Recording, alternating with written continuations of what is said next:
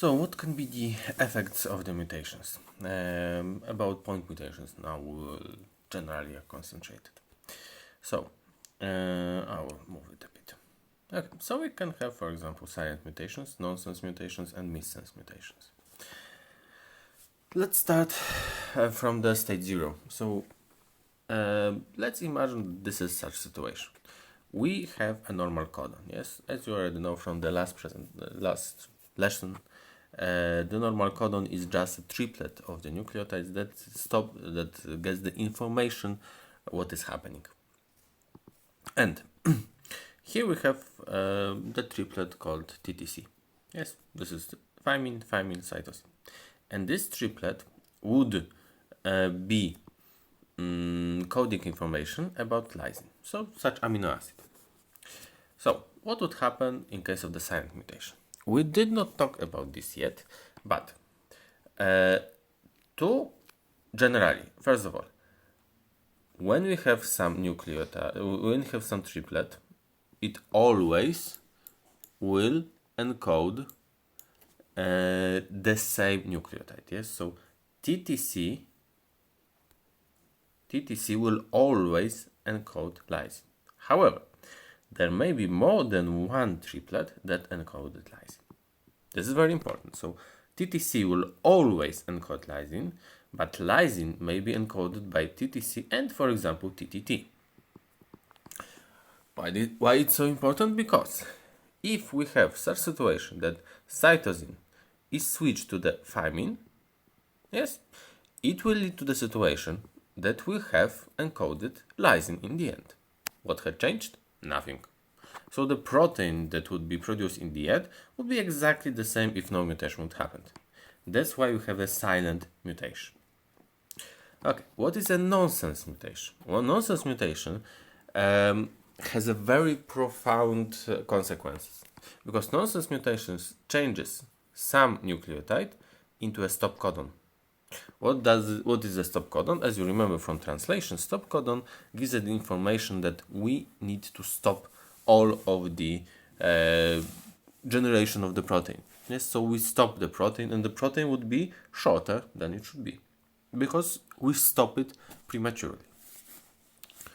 We also can have missense mutation that will lead generally, not to delve too much into this, to creation of the insertion of the different amino acid. Yes, so we should have the lysine and we have something different. Yes. Also, now maybe let's stay here for a moment. What is also very important? We have also something called frameshift mutations. Frameshift mutations are general insertions and deletions. But insertions and deletions only when we insert or delete one, two, or multiplications of those that generally the numbers that are not divisible by 3. In a moment it will all be clear. Generally. Well, let's start from this TTC, and later we have also TTC. Yes? Oh, sorry. Too much. As you can see from above, we have two codons that encode information that we should have the lysine and then lysine. Simple. Yes? However, what would happen if you would add at the very beginning A? Or maybe A is not too good. Let's get G, for example. Yes? What would happen? The nuclear polymerase, when this information would get to the mRNA, then it would get to the ribosomes, yes? And how the ribosomes would start to read this information? It would get first triplet, second triplet, third triplet, yes? So as you can see, those triplets changed completely. So all of the triplets that gone down the stream had changed completely. Of course, there is some possibility that there will be some silent mutations, but there is a far higher probability that it would have some missense or nonsense mutations, because these led to completely different way how the information is read by the enzymes. Yes, because we inserted something. Exactly the same would happen if you would just erase something. Yes. Yes. For example, 2 nucleotides. Yes. One more time. This would be first, and then this would be the beginning of the second. Yes. So this would be completely different situation. However, let's get into clear space.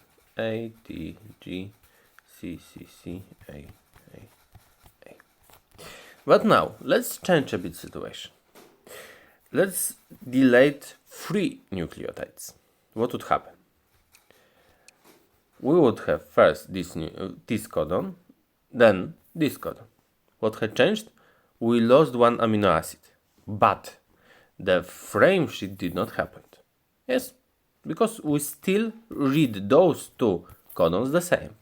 If we would have here something more, the codons would be reached in completely different way. Yes, it would be reached this one the same, but this one would be like that.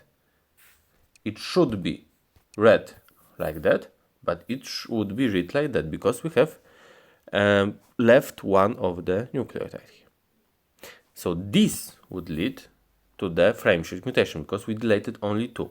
If we delete 3 nucleotides, or 6 or 9, no, it doesn't matter. Generally some multiplications of 3, it would not lead to change of the frameshift. The frameshift would only occur when we have the insertion or deletion by a number that is not divisible by 3, generally speaking. Okay, I suppose it's quite clear.